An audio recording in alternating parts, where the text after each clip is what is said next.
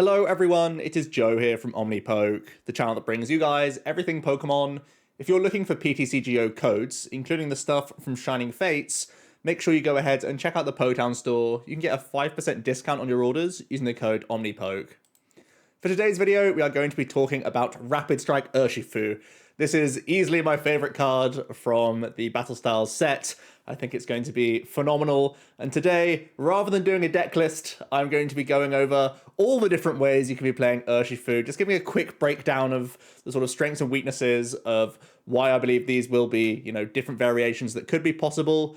I think essentially that GMAX Rapid Flow is just so good that it could be justified in so many different decks. It reminds me of like when Garchomp C ended up in loads of non-SP based decks, or Luxray GL ended up in loads of non-SP decks, again, just because the cards were inherently just so strong. And for me, GMAX Rapid Flow is just so strong because it targets some really commonly used Pokemon, some common one-price setup Pokemon like Stellar Wish, Primate Wisdom, Zigzagoon ends up on the bench, and a ton of like one-price attacking Pokemon as well end up in play, as well as, of course, Crobat and Dedenne. Both having weakness to fighting means that an easy gust can mean that Rapid Flow targeting that active can take a two-price knockout whilst also setting up a VMAX or setting up a tag team Pokemon, definitely, for future KOs. Or if you've previously hit them, you can finish them off and take, 5 prize turns quite easily with this archetype. So I think there's so much availability for this card because it's just a small package that you need to add into your deck. At the low end, you can play a 2/2 Urshifu and like 2 to 3 Rapid Strike energies, and it can be an anti-Sinnoh. Like, there's no other reason for it to be in the deck other than the fact that if you pull off a GMAX Rapid Flow, it's game breaking in some matchups. So yeah, I think this is that good of an attacker realistically. So rather than doing a deck list today, I figured whichever deck list I chose to profile first, people would just say, why weren't you trying this build? Have you thought about this? Have you done this? And the answer is like, yes, I've tried all of these. And I think a lot of them have different strengths and weaknesses. So we'll go over those right now. We'll start off with the old traditional, really, which is going to be, a thick Urshifu VMAX, having probably a 1/1 or 2/2 artillery, and really just putting as many Rapid Strike cards into the deck as possible to just have that internal Rapid Strike search synergy there. Probably just looking to play, fighting energies, those 4 Rapid Strike energies, of course, possibly even some stone fighting energies as well to make yourself a little bit tankier. Obviously, GMAX Rapid Flow discards those energies, but still, in those opening phases when you're using Gale Thrust, it certainly can be an option. The upside of having artillery, I find, really, is that you can add in Karina's Focus, which doesn't look like that strong of a supporter card, but it can easily be a stamp proofing mechanism for you, which is actually pretty good. Especially because, as we know, Pika-Rom oftentimes is trying to make its win condition happen just through stamp paralysis.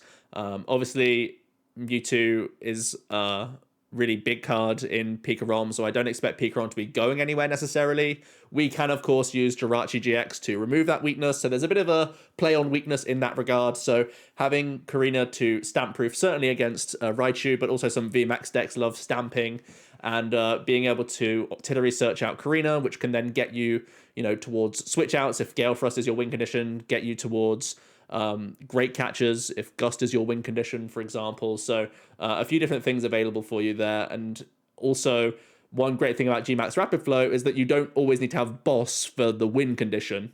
So sometimes you can set up game on board where artillery just finds you a last Rapid Strike energy and you can take a 3 or 4 prize turn just with targets that you've previously damaged, or easy prizes that are mapped out on the board for you. So that's really the idea here.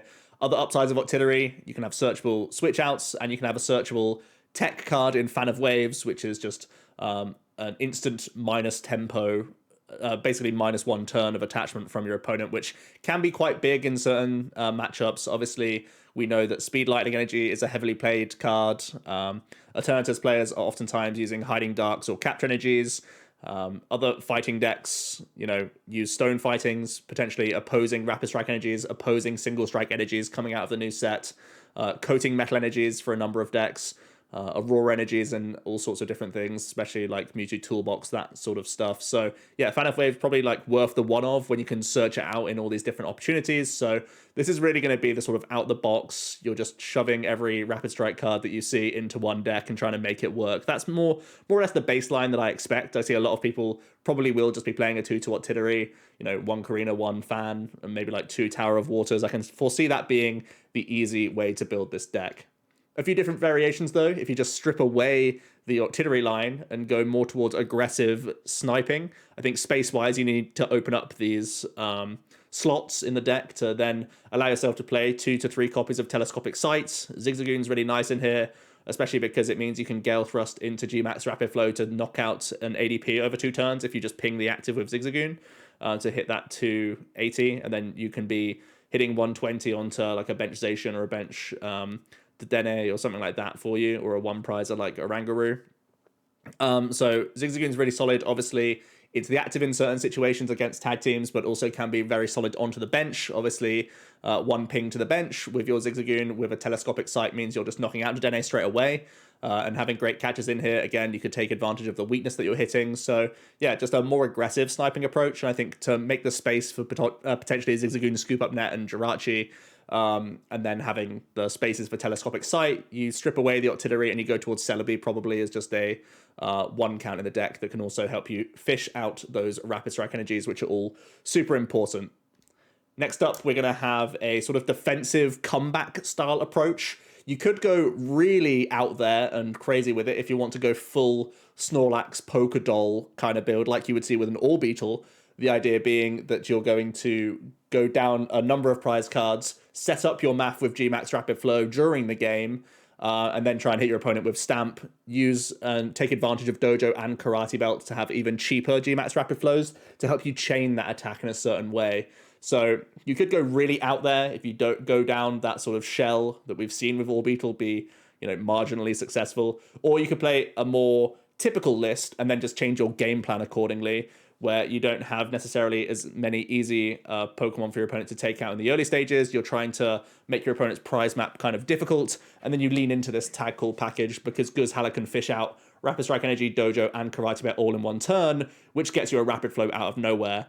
I do think as well, when I went back to talking about the 2-2 line of Urshifu in some certain decks, they could easily be playing Guzhalas in their list just because it can get that Rapid Strike Energy and Karate Belt all in the same time, just to have that burst of Rapid Flow. I think that's definitely something that we need to keep an eye on in the Battle Styles format. I think it's certainly a play that a lot of people will go for to swing some wins back in their favor. So certainly something that I've got on my radar. Dojo is a good damage mod for this archetype. It allows you to knock out Vs much more easily with Gale Thrust, especially with, again, things like Zigzagoon pings on your side. So yeah, I think a potentially dangerous archetype. Any tag team that's using Stamp is viable just because you have so many hit points that you shove into the active and force your opponent to have gusting outs a lot of the time. So these are all things to bear in mind. Next up, we have leaning into that tanking option a little bit more and just trying to take advantage of the natural hit points you have, as well as the stone fightings that can be played. This is going to be, again, just a 1 attach per turn kind of build. We've talked about 1 attach per turn lists up to now, and the Gale Thrust is really going to be the thing that you lean into the most here, and possibly just set up for like 1 Gmax Rapid Flow the entire game, where that will be your end point, where throughout the early game, or the first 2 or 3 attacks, you're going to be using Gale Thrust and then just Cheryling off that damage, finding a switch out, and going into your next one and Gale Thrusting again. So trying to just one punch man through stuff, as if you were a Zoropod, where you're using that Acerola every turn and just re-establishing an energy attachment. Here you're going to be attaching and Cheryling a lot of the time. Potentially Malolana in here as well if you really want to. Like I said, Guzhala naturally suits this deck fairly well, so if you do have a thin tag call package in here, you could try having Guzhala and Malolana couple tag calls, as well as just a high Cheryl count, so that you can always be pivoting between your Urshis as well as healing at the same time. So the natural hit points that you have, just like we've seen with Colossal, when you start putting stone energies on top, when you have the big charm, it's going to be out of reach for a ton of things. And when you're a tanking archetype, it's nice to have that Jirachi GX to fall back on, so that you just don't get blown up thanks to weakness. So yeah, a lot of good signs there for a tankier build of Urshifu as well, potentially. We know it can work with Colossal. Now we have a much more efficient attacker that can have some really big upside as well. So this will certainly overtake Colossal in the sort of tanking fighting category, I would say, as well. Next up, we have a disruptive hammer-based approach. Every deck in the format can also have a hammer variant. We've seen, Center Scorch, Eternatus, Pikarom, ADP.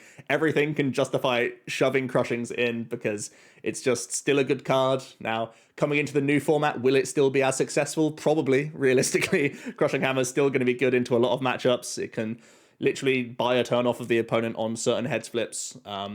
We gain Fan of Waves, which I just mentioned with Octillery you could be using. But if you just go full Disruption-based build, you can then have multiple Fan of Waves, multiple Crushing Hammers, maybe even a Yell Grunt and Eldegoss combo in there as well. And again, one attach per turn is fine for you. You can just Gale Thrust your way through the game and then set up Rapid Flows at different points, knowing that Crushing Hammer, as well as great bench control with Rapid Flow, is an option for you. So just because Crushings can be basically justified in any deck, I thought I'd justify it here as well. Next up, we're going back to the beginning, really, where we talk about a pretty traditional package where you have the Octillery and you have a couple of those tech cards like Karina. But here we're going to have another small package worked into the deck. Thanks to the colorless attack cost of Gmax Rapid Flow and of Empoleon, you get to take advantage of a ton of different energy accelerators. So we'll be talking about a few of those now. One of them could be just having Tapu Koko Prism Star in the deck and just playing 3 to 4 lightning energies. You'll naturally discard some with Quick Balls, Dedenes, Researches, that sort of thing that you'll just be playing. You could lean into it more and just have things like Viridian Forest, where you like Viridian the Lightning and then just research it away. And then you have instant access to Dance of the Ancients. It does open up the door for you to have some early game tempo attacks. For example, you could Swirling Slice, turn 1 going second. If you Dance of the Ancients and attach a Rapid Energy, get that Empoleon into the active, and you get to move that energy straight back onto an Urshifu, which is a really incredible turn, to be honest. So I could foresee that being strong tempo-wise. It also means if you save the Dance of the Ancients for that late game, once again, even if your board is wiped of energy, be it from hammers or through knockouts, you could still achieve that Gmax Rapid Flow just by dancing with Coco, attaching a Rapid, and swinging. And hopefully that second energy that you've danced is either onto an Empoleon or another Urshifu to get that final attack off as well. So yeah, it doesn't have that much synergy, but Coco is such a good card that it works in this situation, and it's more proactive than something like Karate Belt, which is relying on being behind a lot of the time. Here we can do it from turn 1 if we have to, if we want that early tempo, that early knockout, and also we can try and push that late game as well if need be. Next up, there's Welder. Welder, probably the highest tempo variant that you can try and go for. This will much more aggressively look for that turn 1 Empoleon attack, I would say. I've seen lists that have, up to 3 or 4 copies of Empoleon in the welding builds, just because this will be the guy you lead out the gate with, try and protect that Rapid Strike energy, move it back to Urshifus. And again, this is one of those concepts where you can try and chain Gmax Rapid Flow, which is super scary. You can Welder attach, discard them all, then take a hit, Welder attach again, and then you've done 2 Gmax Rapid Flows back to back. Super duper scary. Again, welding decks a lot of the time fall prey to reset stamps. This archetype can map out prizes on the board without actually taking those prizes. So even if they are stamping you, it's like a stamp to 5, and you can still find your next Welder, your next Rapid Strike energy all in a turn and have the win right there. So that's one of the things I love about Rapid Strike, is that you're not just hoping that boss is your win condition every single game, which like most decks basically are for the most part, unless they're the ones stamping and attacking into people. So yeah, I think it's really nice to have this breath of fresh air. We get to play a Welder deck that isn't as like crippled by stamp as every other Welder deck in the format as well. So that's pretty cool. You also gain the upside of having Reshizard. I think up to now we haven't really talked about ways that you could get around things like Decidueye, Zamazenta, that sort of stuff. And having a Reshizard at least is very good against Zamazenta, and having one Double Blaze option to get through an annoying Decidueye. If you really want to lean more into the Welder, you could even start putting in Volks or other attackers like that if you want to get through Desi. At the moment, I'm just giving you the sort of bare bones concept that could be built around for each of these Urshis, rather than the full 60s, of course. Going even further down the rabbit hole, I've actually already done a quick sort of discussion video on Urshifu and how much I love the card. And this was a deck that really caught my eye from Japan, which was a Mewtwo variant that was playing Welders, playing Urshifu at the same time, and had a couple fire toolboxy attackers.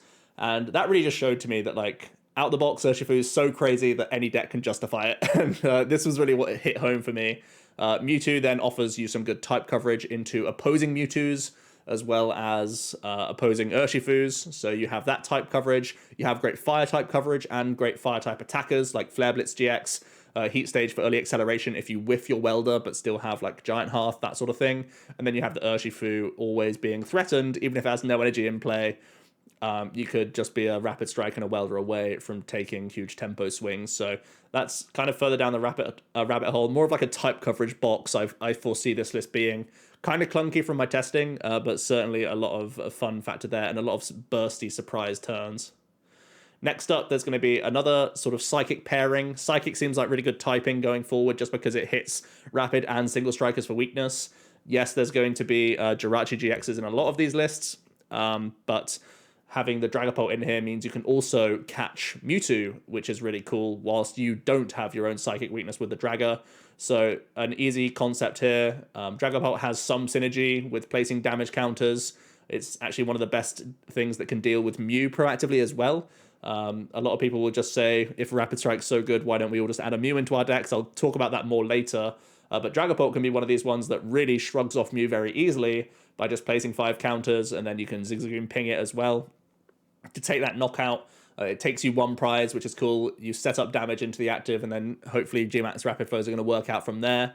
I think this list is a little bit low on the damage cap end if you're not hitting for weakness, but it certainly can be dangerous. You could take advantage of EXP share, which I think is something Dragapult, if you're playing straight Pult, will certainly try and take advantage of, because it's really been worried in the past about crushing hammers and that sort of thing. So it's, again, just a 1 attach per turn kind of deck. But slapping an EXP share onto Urshifu or onto backup Dragapults means you can have that chain of attacks going quite nicely. The synergy really is in the type coverage, and the GMAX Phantom can sprinkle some damage onto Crobats, onto the Denes for you to then take, again, like 4 or 5 prize swing turns. That's the whole concept between these two being a pair, as well as obviously Draga's good typing.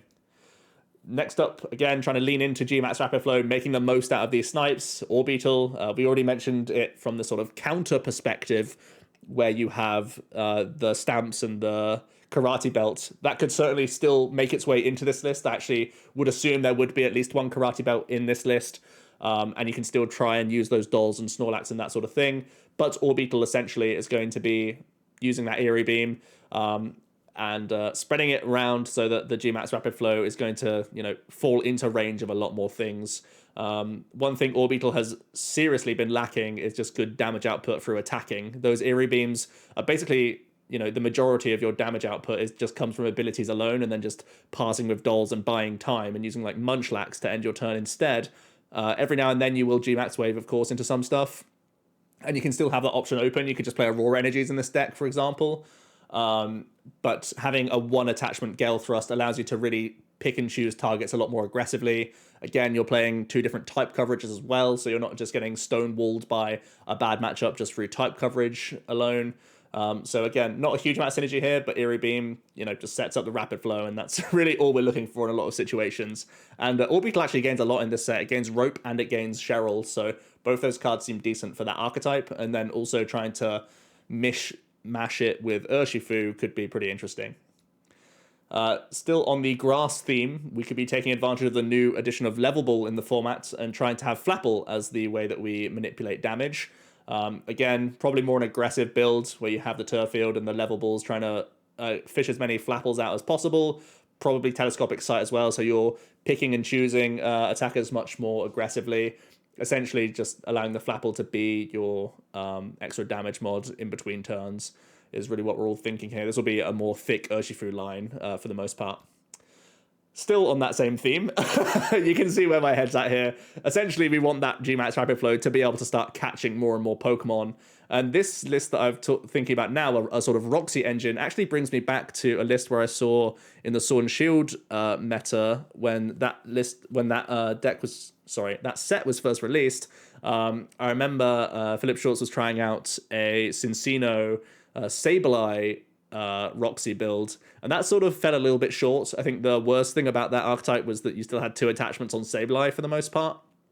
But here, you don't have that same issue. You have Gale Thrust that's just a 1 energy attack, and then every now and then you can do that Rapid Strike Energy, Rapid Flow option, which is really cool. Again, Level Ball is such a great addition for Cincino in general. Make do to grow that hand size. Roxy further growing that hand size gives you a lot of control against the opponent, whilst the extra damage from Blowaway Bomb, from Wheezing and Coughing. Coughing, obviously, can be found by the Level Ball. Wheezing can be found by Evo Incense, which also has synergy with Cincino. So a ton of search outs available. Roxy pinging those damage all around the board can set up Gale Thrust and set up Gmax Rapid Flow. Really cool deck. So I think that's definitely a fun one to try and test. Next up, this is the one that I actually... It's a weird one. I really like this one, but it doesn't have any synergy at all, essentially. The only, like, in air quotes, synergy is that it's, like, the two best attackers in the game coming together and just using the best attacks exclusively.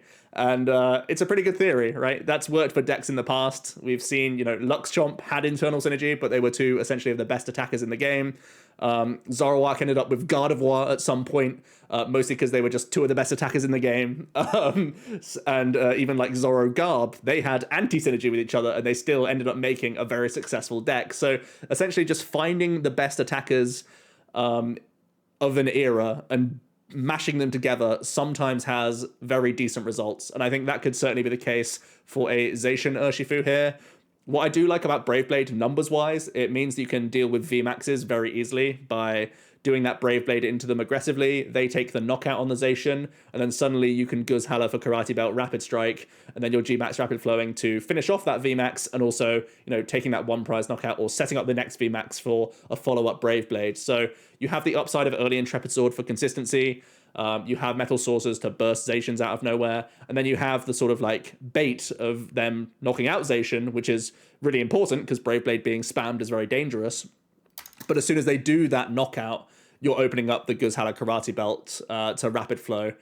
So I think this deck can be really punishing, should have good consistency and good tempo because, let's face it, we're just playing Zation. Then you have the sort of 3-2 or 2-2 Urshifu in the back, just coming in with Rapid Flow, coming in with Gale Thrust if it's type coverage wise as well. So yeah, a lot of things to like about this deck. Essentially just the two best attackers that we have available in the game right now coming together as one unit. Sounds like a scary prospect to me. Next up, we have another energy acceleration option, really trying to lean heavily into that Gmax Rapid Flow here by having a Rose-based engine. Where you're going to try and pitch a bunch of basic energies early on. You're going to try and use that Rose so that you can spam Gmax Rapid Flow. Basically, only Gale Thrust if you've had a low roll turn, but really trying to chain Gmax Rapid Flow and really just be pointing at all of your opponent's board at different points in the game and just taking a ton of knockouts. I think there's no scarier concept than Gmax Rapid Flow being chained over like 2 turns. I think it will completely body certain archetypes and really set up horrific win conditions for you in all sorts of different ways. So trying to take advantage of the new Cricketune, having much easier setup than something like Sylvally. To synergize with Rose after that discard, you can reload with Cricketune quite nicely to 4 cards. And then just free retreats. You naturally want to have a bunch of balloons in your deck anyway because it has synergy with Urshifu's Gale Thrust attack. So you'll already be playing a ton of switch outs. Rose makes a lot of sense here. You'll still probably play Rapid Strike Energies because they're just that good, but you'd probably just play like 7 or 8 basic fightings in here as well to try and make the most out of spamming Gmax Rapid Flow. I think it certainly can be an option. Next up, I think this is more of a fringe one. I've tried out Mustard. I'm not too impressed with him, mostly because I think so many decks will just make you go first and then you don't get the benefits of the Mustard. But the idea really is to have the option when you do go second to hit that Mustard and get a turn 1 tempo Gale Thrust. Really the idea is that many decks can't really handle an early 150 to their face because that's a lot of pressure. Similar to how we saw really aggressive builds of Pikarom at certain points in different formats, just because turn 1 full blitz is just like very dangerous for a bunch of people. You find people floundering in a lot of those situations. And that's kind of the case with Urshifu as well. The one thing I would say is that if you are going for sort of a tempo-based build, I think the Welder approach lends itself way better than the Mustard one, because you warp your deck so much just to be able to use this Mustard, and then it becomes way less helpful in the other stages, whereas the Welder deck gives you extra type coverage for a start, and is more sort of universal throughout the entire game, more usable than Mustard throughout the game, I should say. So yeah, the Mustard one I think probably won't be the best, but it is certainly an option for people if they want to go down that route, and it is a fun sort of deck building challenge if you want to try a Mustard build. Finally, we have a bird keeping approach. Mostly the idea is that you're going to be setting up damage with free energy attack costs whilst you're manually attaching to your Urshifu. So you can use things like Rowlet to set up Crobats and set up Dedenes for KOs. You can use Swanna to hit into the active for 140, and then you can try and Gmax Rapido to finish them off if they are a tag team. So some good math fixing here for these guys, and the bird keeper cards can be high tempo rather than just passing, to a benched Urshifu hoping your opponent doesn't gust you.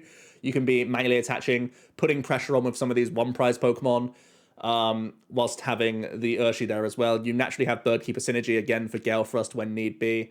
So that can be pretty cool. I again think this is more on the fringes, more fun. But if you are leaning into the bird keeper heavily, you could at least think about having like one tech Rowlet in some of these Urshifu decks at the same time. So certainly something to consider.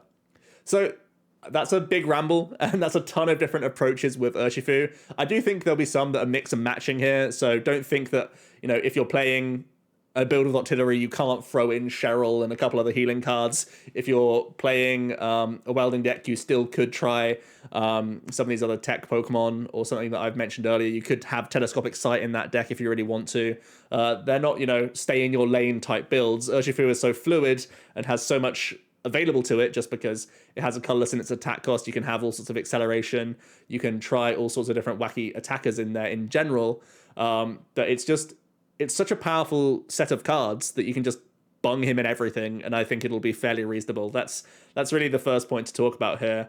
I also think that the game will be changing quite massively in terms of how decks will end up looking. I think we have to be very careful about using Dedenne, using Crobat, not just overextending into a ton of matchups. Just because you could get an extra like 2 or 3 cards and have a bigger high roll turn. More so thinking in the long game situation and thinking how detrimental this can be on my board because of Urshifu. And the same can be said for one prize tech Pokemon. I think this is actually a little bit awkward because I do think that things like Jirachi, Amazing Rare, Oranguru, and also Stellar Wish, of course, these are great just consistency boosters that help deck. They're basically enablers for a ton of decks, and it is awkward to see these be under threat and basically not be usable in a ton of decks now, just because it makes the Urshifu matchup too difficult. It makes their prize map too easy, where they just take a 1 prize knockout, a Dedenne, and a 3 prizer, which is just such easy setup for them when they have Gmax Rapid Flow available. So I do think that is a little bit scary. And if you think that you're just going to play Mew in every deck, I think realistically, it's not always that easy. And there's actually a ton of decks that can't use it or won't really want to anyway. So like obviously Eternatus can't. Centiskorch can if they really want to, but they're going to be more afraid of the Empoleon parts of the deck for the most part. And at the same time, welding decks need to prioritize their ball search and stuff like that to Dead Age changing and Eldegossing and Crobatting to find the next welder more often than not, and their board space is tight. Same can be said for Victini VMAX, and just things like just regular welding decks in general won't play Mew all that often. I think some other tag team decks out there, like Single Strike Urshifu, I'm not playing it in that list because I know that board space, again, can be prioritized to Hound Hours and stuff like that anyway. Houndoom has 130 hit points, so it does stay just out of range, but is in range of a Zigzagoon ping, so kind of a little bit awkward. I do think some mirror match decks will probably be playing Mew, but again, there's so many ways around Mew. And just taking one Lysander, boss's orders now, just one boss's orders on the Mew gives the Urshifu player that one easy prize. So that prize map, again, becomes they deal with Mew, and then they set up the knockouts on Dedenne and the 3 prize Pokemon. So any deck that's playing a tag team or a VMAX probably shouldn't be playing Mew, because it still just gives them that easy boss Gale Thrust turn, and then straight away the board is reset. And if you're playing a tag team or a VMAX deck, you really, really don't want to be playing Ordinary Rod. I think it's just so slow and so situational that it's just not going to be good for you. Obviously, one prize decks will be playing Mew, I would assume, but even then it eats into a ton of board spaces. So it's not flawless by any means. So really, when you playtest Rapid Strike, you'll see that Mew isn't like the be-all and end-all. It's also not a card that's that good for a lot of people. Like, people think that it's just going to insta-win Urshi, and I just really don't think that's the case. Because Urshi's naturally going to be playing a lot of boss's orders, a lot of cards to access it. They'll have good consistency, and they'll be able to deal with that Mew, and then their map is just so easy for the rest of the prizes. So it's more than just, I see an Urshifu, I'll bench Mew. It's really different to that. Timing of Mew is going to be important if it's actually going to be a solid include in the deck. So these are all things to bear in mind. Let me know your thoughts about Rapid Strike Urshi. I love talking about the card, and I'm going to build it in all sorts of different ways. Are there any builds that you have thought about that I haven't talked about? If so, I'd certainly be interested in hearing your thoughts.